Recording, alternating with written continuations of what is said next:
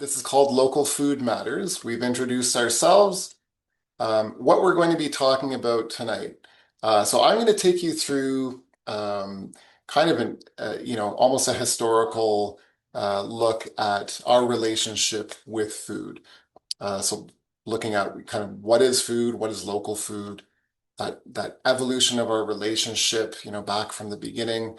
Um, Looking at where we're at now, kind of in the modern world, and I put delocalization and disconnection as kind of the heavy, bad sounding words to sort of say where we've arrived at um, in that relationship with food. And then I get to turn it over to Kate, and she's going to give you all the good news about some of the great things that are happening in and around York region, around reconnecting people to their food and through relocalization. So efforts to really connect with food at a local basis.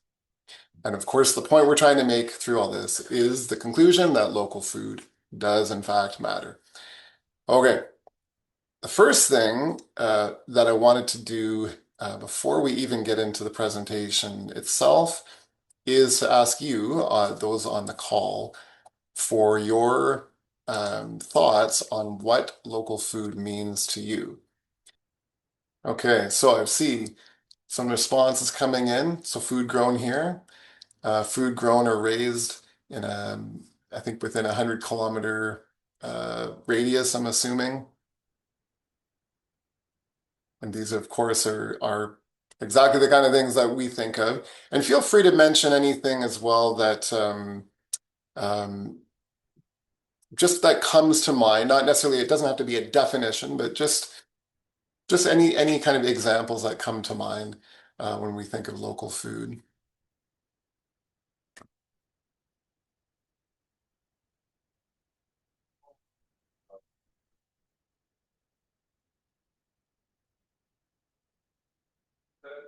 Local farms.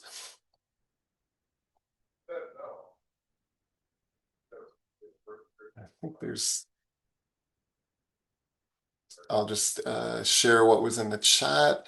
Local food means that food that is grown and harvested or prepared close to the community where it's being shared or eaten. Okay, we have local vendors. These are all great. Of course, there's not really a strict definition that that we're adhering to. But yeah, native, local, and organic, made here. Great, great answers, all of them. Putting together this presentation, I thought I should really start basic. What is food? Okay, just make sure we're on the same page with that. So any substance consumed by organism, in this case us, to sustain life, generate energy, promote growth. But local food, again, similar to what we've seen you all contribute, basically food that's grown locally at a small scale, and we'll get into that a bit later, and with minimal processing. And we'll get into that a bit later as well. So thanks for your contributions on that too. Okay, so what is our connection to food? What when we're saying that maybe there's a bit of disconnection, what is it? What are we even talking about in terms of a connection? We can think of food as connecting us to ourselves. So we are the food that we eat. We physically interact with food every day. Food also helps to connect us to our families and our communities, right? The food preparation that goes on every day, the family dinners, as well as sort of within your kind of community beyond just your own home. It also connects us with our own culture, with our own history, and it can connect us to other cultures and other histories, and really helps to shape who we are, shape our identity. It also connects us to the natural world. So, um, I mean, there's an apple tree there, but all sorts of examples of how food, in an ongoing sense, can connect us to the natural world. And why does that matter? Why does this connection matter? So there are those connections, like I mentioned, to family, to community, to the environment, even to the economy. Um, And the neat thing about food is it really kind of centralizes that. Food acts as sort of a meeting point of a lot of these parts of our lives.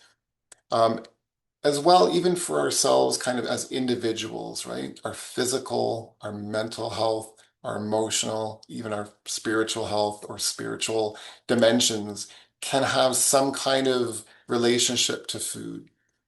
And why does this matter? I'm going to show my bias here as the sustainability coordinator at the city. A lot of these parts of our lives are connected to this idea of sustainability. And sustainability, I'm just going to say very broadly, is really just our ability to kind of live continuously and live in a sort of thriving way um, within our communities and within our cities and countries. And especially I think right now, we're really grappling to try to figure out how to do that or how we can do a better job of living sustainably. So food really gives us a great access point to start understanding this idea of sustainability and maybe things that we can do better and where to access that. Okay, so as I mentioned, we're going to touch a bit on that evolution through history of that relationship that we have with food. So we definitely have evolved alongside food, and food has sort of evolved alongside us. I had to insert a bit of humor in here. I always turn to these Herman cartoons when I need them. Um, the joke here, obviously, that we got tipped off as to how to start cooking our food, but it kind of suggests a very important turning point for us in that humans basically started cooking their food. Before that, right? We didn't cook food. We ate things as they came. So there's been a number of really important turning points that have helped to shape us as humans and shape, human civilization. So certainly, for the many, many, many thousands of years, humans spent as hunters and gatherers that established certain patterns of life. Like I mentioned, the invention of cooking that really changed the way that we ate, that unlocked new nutrients. Um, it also changed the food and changed how we ate it, which then, if you see that middle photo or image with the two skulls, so even our jaws and our teeth changed in response to what we were now eating once it was cooked. So our biology has been influenced by food as well. And then, of course, our cultures, right? Over these hundreds and thousands of years of kind of this evolution of our relationship with food, as our culture has evolved, that's really drawn from that connection to food, and in many cases, that connection to what was available, maybe in terms of geographically or seasonably. So the photo I put there of some pumpkin pie, maybe something some of us can relate to as a bit of a tradition in the fall in North America or Canada. Okay, so we have also shaped the food that we eat.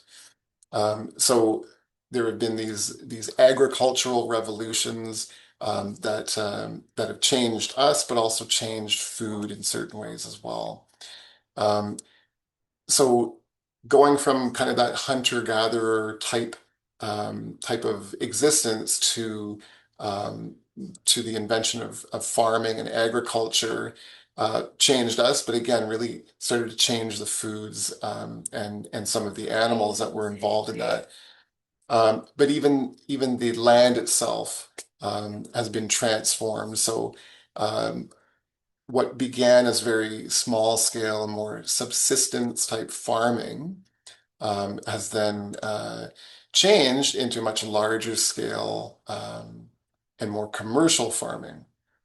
Um, and So the land itself has been changed. So we know a lot of forested land all over the world. These are just a few examples, but certainly if you're familiar with Southern Ontario, you know it's a patchwork of a lot of farmland, and that really, you know, has been transformed from a lot of forest cover. So the land has been transformed. Here's a great example of how the food itself has changed. So that strawberry on the right side there is a wild strawberry. The middle one being a strawberry that you might pick from your own garden, and then the last one, the big one, something you might buy at a grocery store. So the food has changed. The animals that are involved in our agriculture have also changed. They've been domesticated, and we've bred them in ways to kind of serve our interests in relation to food. Okay, so then delocalization um, has really been more or less a recent phenomenon. You know, when we look at kind of the grand sweep of history.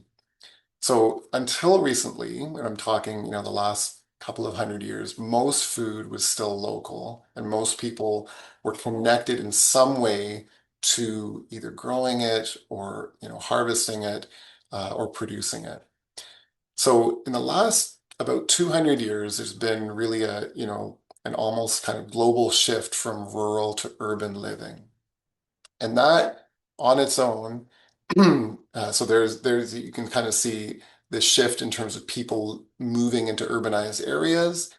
So on its own, that means that most people are just not as exposed to food in the same way that they were before. They're just not close to it. So instead of relying on farmers, let's say, to bring their foods into kind of a market in the town. We've shifted to city living or urban living, and we rely more on large kind of grocery chains, et cetera. And those chains sourcing their foods from all over the world. Excuse me.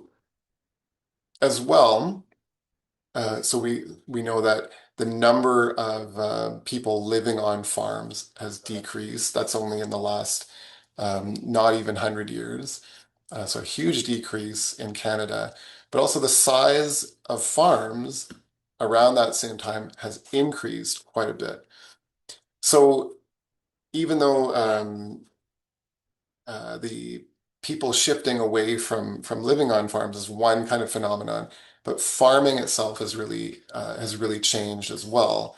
So the idea of kind of a family farm, I think, is somewhat of a, you know, a historical relic. Of course, they are still around, but that's declined in favor of much larger commercial operations. So we have this urbanization that's taken place, really increased a lot in the 20th century. Um, as I mentioned, farming itself has changed a lot. So there's been an industrialization with new technologies, new energy sources, mass production of certain types of foods, and a sort of mechanization of the operations and of the processing.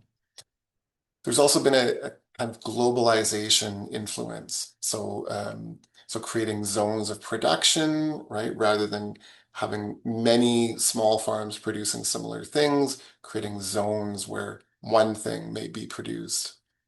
Um, and then, of course, the idea of, you know, economies of scale, making things more efficient. And I put efficient with a question mark because we've arrived at a point where some things are it's hard to see the efficiency. For example, when there's seafood that's harvested off the coast of Canada, flown to Asia to be processed, and then flown back to Canada to be sold. So it's part of a global system, but sometimes the efficiency can be questionable.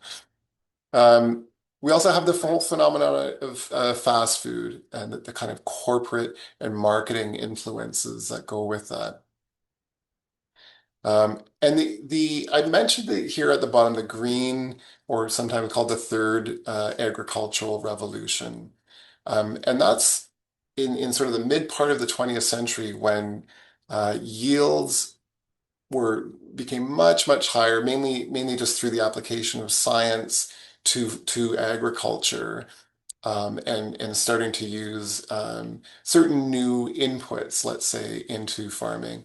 Um, I mean, that achieved some incredible things, to the point where, as you can see, the last bullet point there, dietary advice actually had to start shifting from eat more to eat less, because there was this sudden abundance of food that hadn't really been experienced before.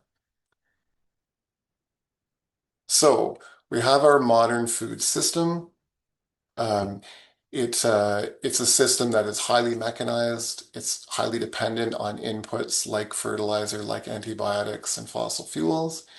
It's subject to very interconnected global markets and trade, and controlled generally by large corporations, multinational corporations. So there's for sure been some really notable achievements of this green revolution and this modern food system. So there's been, a reduction in hunger and starvation in very significant ways in some parts of the world. Generally, the availability of food has increased, the uniformity, the marketability, the safety, and the longevity, like the shelf life. But that's come at the cost of some other consequences. In some cases, food quality has gone down. So we know, for example, getting that strawberry from, California might be big, might look red, but it's never going to taste quite the same as the one that you pick from your backyard. Animal welfare, it has been, I mean, I'm sure that could be a whole webinar into itself, but been kind of devastating for the farmed animals that are part of that system. Soil and water health has gone down. In some cases, the modern food system is bad for human health, and I'll mention that in a second. And then food security, which is something I know Kate will be talking about in her section, in some cases has been negatively impacted. So the ability for people in some cases who are maybe lower income to afford healthy food has actually gone down. Okay, so this idea of disconnection, and you can see a whole range of probably recognizable food items on that slide there. So what do we mean by disconnection? So I mentioned a little earlier the idea of being kind of seasonally and geographically connected to our food. Well, a lot of us, I think, or again, in a general sense, our modern food system um, disconnects us geographically from food. So often food is coming from all different parts of the world, not close to us.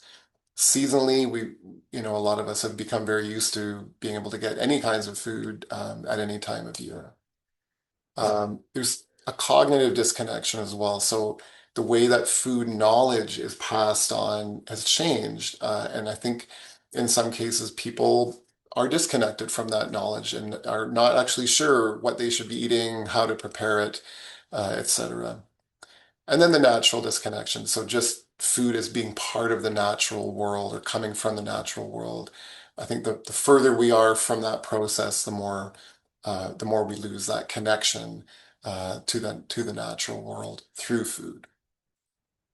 And I put a couple quick examples here.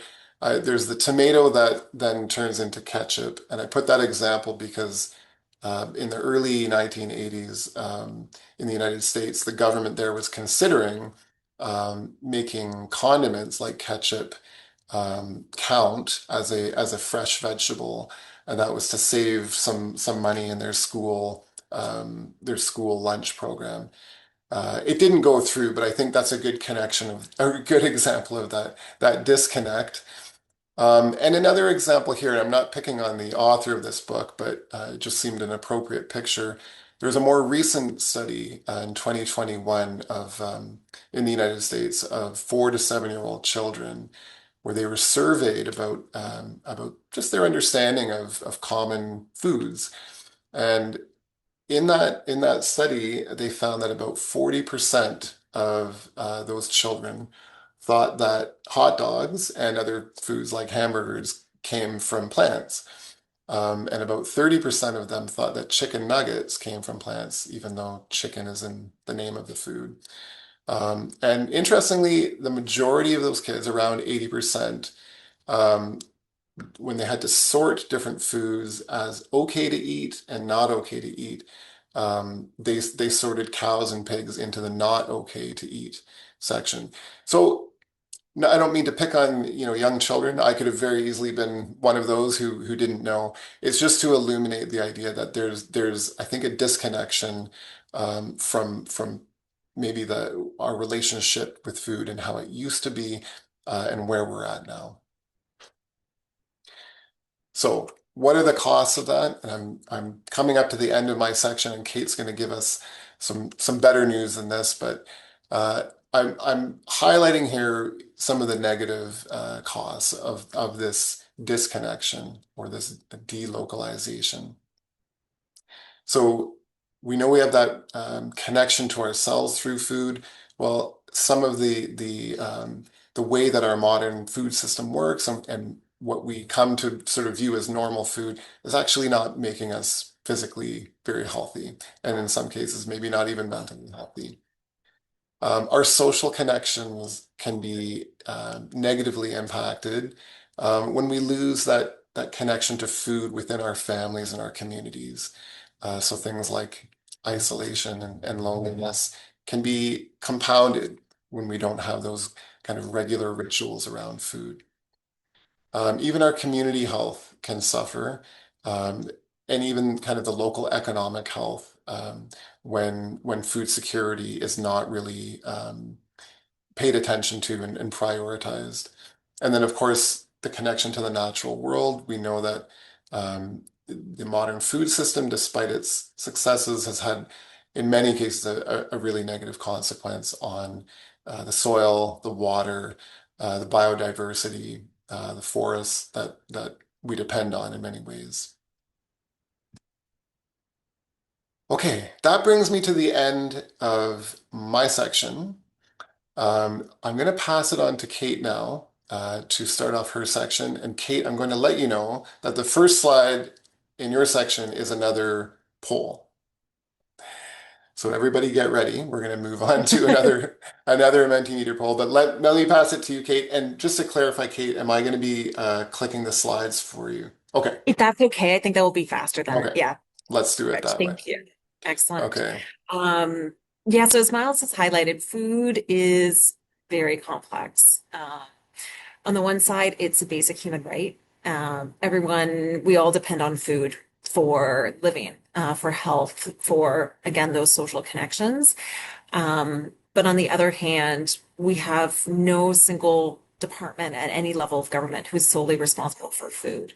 And we've distanced ourselves from it in so many ways. And a lot of that's because of convenience, price, and availability. So it's a really complex issue. And as Miles has highlighted, there's a lot within that as it relates to culture, as it relates to economic development, environmental sustainability, but even our connections with one another in the community. So what we'll be kind of diving into is ways to reconnect with local. So we'll move it to the next slide and the our next question. So you can either pop this into the chat if you have any ideas, or you can go to the Mentimeter through scanning your phone or typing in that code. But we would love to hear from everyone. Just what examples of local food have you seen of or heard of in either your region or in Richmond Hill? So what do you know about? And again, if it's easier just to pop it into the chat, please feel free to do so. Excellent. So local honey, farmers markets, pick your own operations,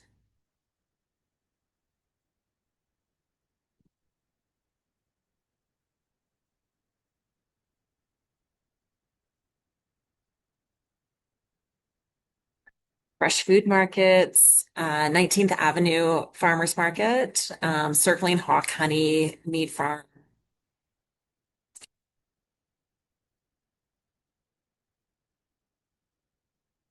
local farms open to the public, York Farm Fresh, wonderful,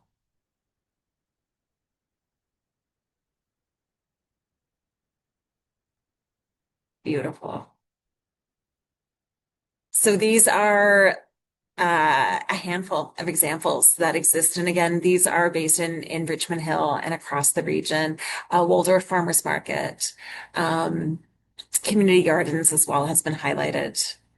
There's a few in Um, the chat too, Kate. yes, I'm just seeing North York region is home to the Holland Marsh, which is a highly productive agricultural area. And then local farms open to the public, seeds and plant exchanges as well. What we're going to talk about in this next phase of, although there is this disconnection and the lack of local food and just the changes that we're seeing within the local food system is very apparent. There are lots of ways to reconnect with local and to have access to local. And one of the things that really is important to us, and like as we go through the next few slides, reconnecting with local food, for us, it's really important that that's accessible, it's affordable, and it's available to everybody. So what we're going to be highlighting is just lots of different ways to reconnect with the local food system. And as I'm doing this, I want to emphasize that really it's a menu of options that I'm sharing. And some might be of interest to you, some you might already do, some you might not be interested in. But for us, there's no one perfect way to engage with local food. There's lots of different steps that can be taken. And for us, and one of the things that I know Myles and I were speaking about in preparation for this, it's so much of it's about the education. It's about being aware of what's happening within the local food system, how you connect with local food system, and looking at those opportunities to engage and share that knowledge as well. So in doing that, I also just want to emphasize that it's you can still enjoy mangoes and bananas and all of those global foods while also supporting the local food system as well. There is a balance, and both can be true that you can have support local and support this ecosystem while also making sure that you're not completely changing your way of living in your diet. Next slide, please. Correct. This is just really a beautiful image of a community garden. Next slide. And we're really starting off with ways to reconnect and relocalization. And it came up in that Mentimeter, but the first step is the food production. It's the growing. And York Region's really, we're such an interesting and diverse region made up of 9 municipalities, but we have over 600 farms this region. We employ 76,000 people in agriculture and agri-food. So this is a huge economic driver for the region. And I think it's $3.8 billion is the economic impact of agriculture and agri-food. So it's very, very important to this region. But as we have urbanization, as we have changing communities, we're seeing the shape of farms change. So very much here in York Region, we do have those rural farms. We also have a lot of urban farms. And I know it was highlighted in the chat, but we are seeing more tech being integrated into farms. So that could be looking at hydroponic operations, the use of lights in order able to produce year-round growing. So different ways in order to slightly adjust kind of that definition of local and also that definition of seasonal and when you can access food within this area.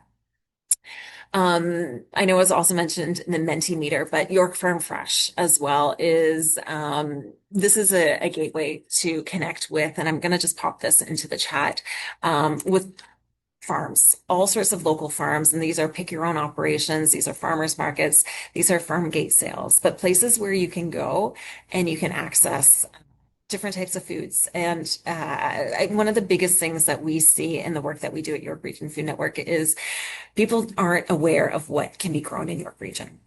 This region, we have dairy farms, we have chicken farms, we have all sorts of animals being raised and livestock being raised, but we also have wineries. We have produce, a lot of more Asian greens being grown in the Holland Marsh. We're seeing lettuce being grown year round, sprouting operations, and just a lot of smaller farms and newer farms trying to get into the mix as well. So York Farm Fresh is a great way to, they suggest different routes to go and visit different farms, but they also can really highlight who's grown your food. why they're in the sector, and what that connection means. In addition, for those looking to get their hands dirty on a different scale. York Region and Richmond Hill in particular is home to community gardens. And I've just popped again a few into the chats for the Richmond Hill Community Gardens, the array that's there, and then York Region Food Network. We also run some community gardens. And these are just a small sampling of what's available, but there's opportunities for everyone to come get their hands dirty and either have access to their own little piece of land in an allotment form to grow their own food. But there's also collective spaces and what we find in all the community gardens is folks come because they're interested in food. They're interested in that relocalization and connecting. But when we chat with folks about why they keep coming back and what they get out of it, what we actually hear is, though folks come for food, it's the mental health benefits that they leave with. It's the social connections. So just as Myles was saying, it's food is this avenue to get people together. It helps to break down silos. It helps people to communicate. We've seen food be the language, even if folks have lots of different languages and English isn't the commonality. People are connecting and sharing foods, and it's a great way to communicate with one another. And that's what we're seeing a lot in the community gardens is those benefits of meeting your neighbors, learning something new, bring your kids or your grandkids into a space and having those opportunities for them to learn more. We also have seen more and more balcony backyard growing sessions, and some of the folks we work with at the Richmond Hill Garden and Horticultural Society and Lake Simcoe Master Gardeners provide amazing workshops on these fronts. And again, I've just popped those links into the chat. But things like sprouting, how to grow in small spaces, how to grow vertically, but just different ways that you can grow based on the space you're in and your abilities. And that could be just size of your yard, but also if you need to condense your spaces at all. The other element I've mentioned just around that relocalization is the idea of gleaning. And this is something where a lot of rural farms and local farms, if they have surplus produce, what they'll do is they might connect with school food programs, they might connect with other community-based organizations, and they allow those organizations to come out and glean. So basically harvest any of the extra foods in their fields and then be able to share those broadly in the community. So it's also a nice way, and that's something I'll put in the chat for York Region Food Network.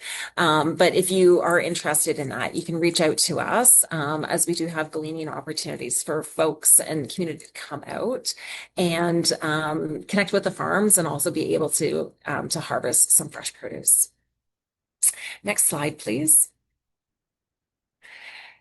And then on the next level of relocalization, as we're thinking about the food system is once we go from growing, it's about distributing, it's about access to the food.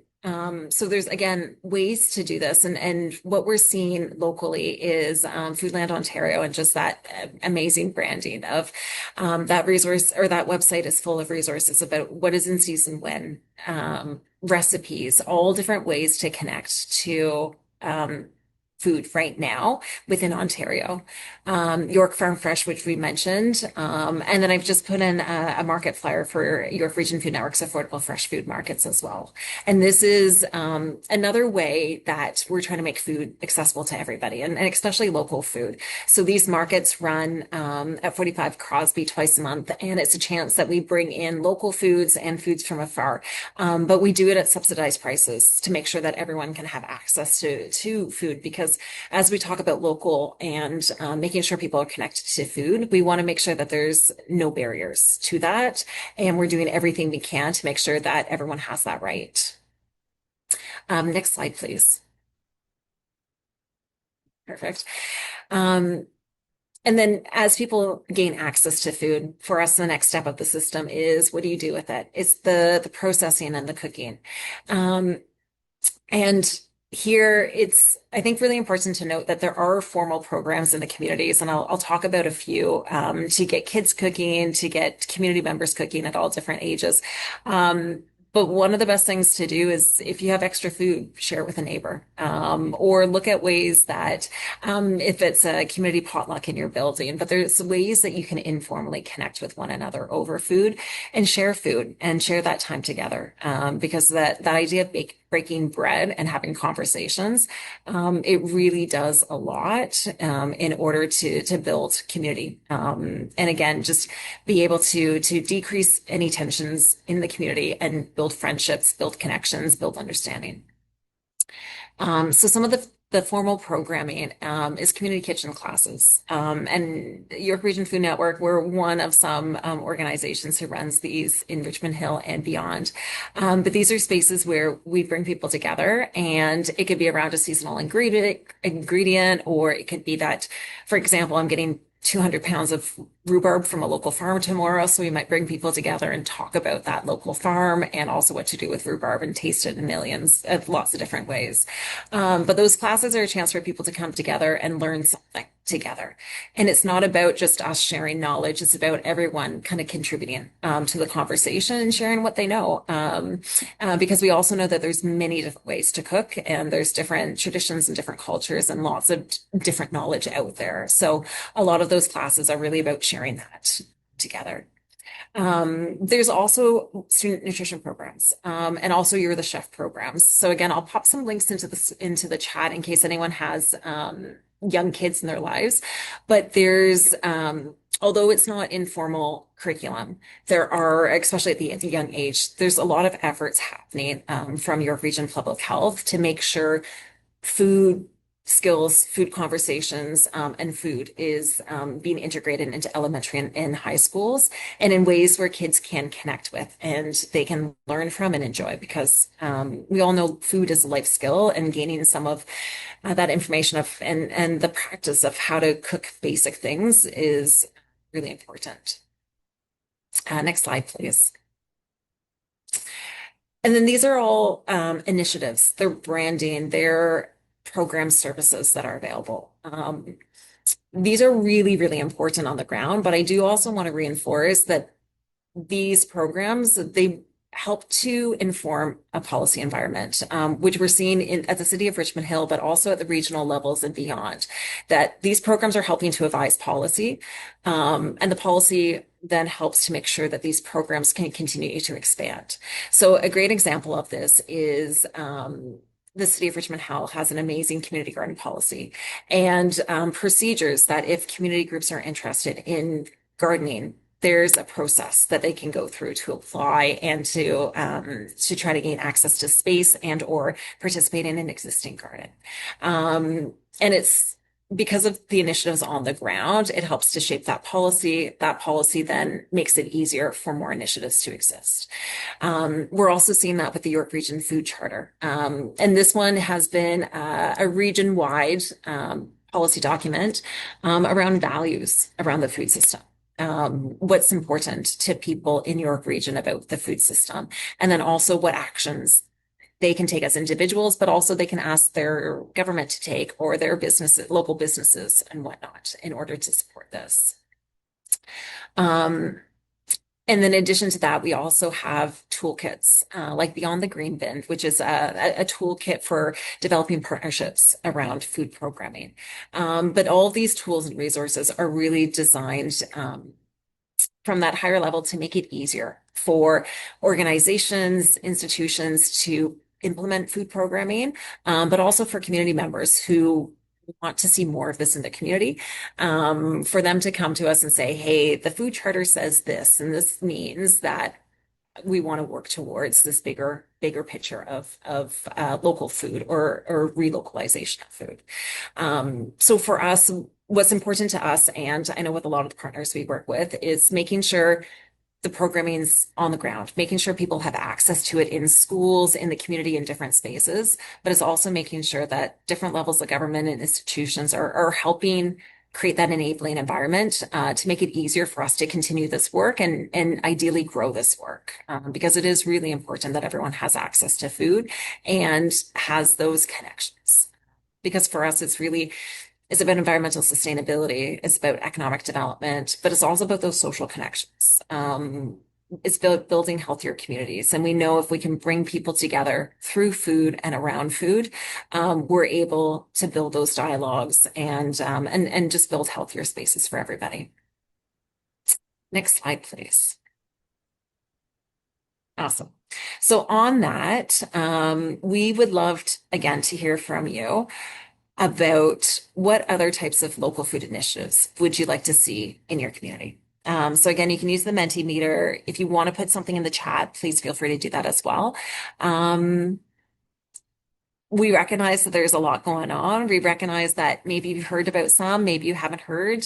So definitely being able to expand out information about what's happening where and create more opportunities for folks. We know that that's really important, but we also would love to know what else. What aren't we doing that you would love to see more of? In the chat, we're hearing permaculture food forests on municipal land and seminars for residents to start their own food forests. We're also hearing plant-based cooking and baking workshops for adults and youth. And just, yeah, looking at different ways and different types of diets, which is brilliant. Working with schools and farms so kids can see where food comes from. Yes, and getting kids out there experiencing and touching food.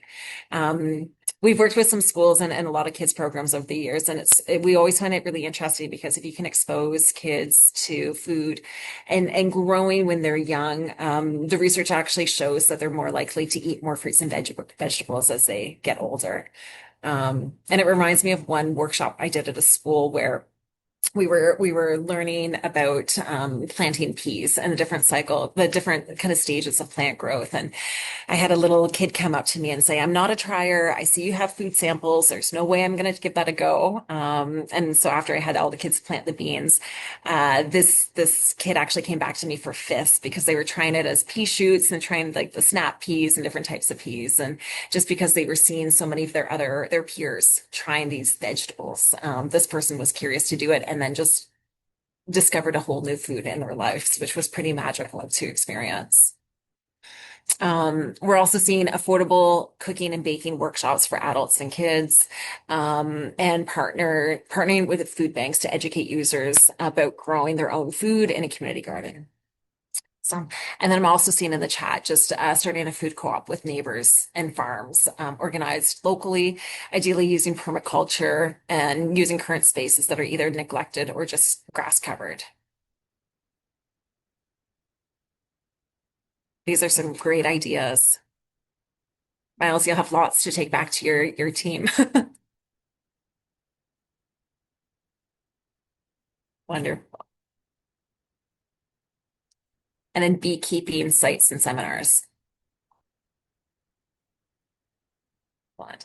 Partnering with charities that rely on food donations to make sure that we're feeding people who are living in motels and or in other kind of precarious housing conditions. Wonderful.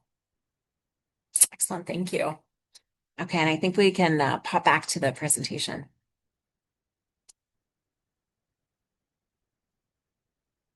Yeah, and I know one of the things that the city of Richmond Hill and what we're doing is looking at what are other ideas? What are other ways that we can be support local food in the communities and help? And one of the things that we're looking at right now is actually trying to collect stories and understand all the amazing local food activities that are happening. So soon to be released will be some information around local food stories where we will be asking residents of Richmond Hill and anyone who has a connection to food in Richmond Hill to either self-nominate or nominate another. Through a food story. And it could be a school who has an amazing student nutrition program or a community garden and what they're doing. But we will be launching that soon. And it's an idea, it's our way to start to highlight what's happening in Richmond Hill around local food and to make it easier for folks to connect with it. Perfect. Myles, I will turn it to you if you have any other Sure. conclusions or last thoughts. Thanks so much, Kate. I will say, not that it's in my notes, but you really made me realize when you were speaking that everything that I had mentioned before about the evolution of food, really is continuing. I think it's so exciting to hear some of the examples that you talked about, Kate, within York Region. Um, that are kind of introducing new ways of either growing food or growing it differently, um, or producing it differently or in different contexts. So I think that evolution continues. And of course, what we're looking for is to sort of match that with these sustainable approaches.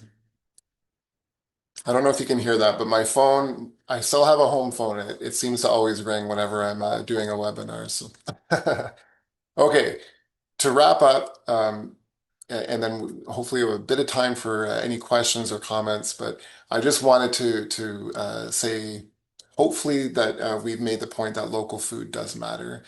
That these local initiatives can really help us to reconnect to that part of ourselves that is from the earth, and that's so important in many ways.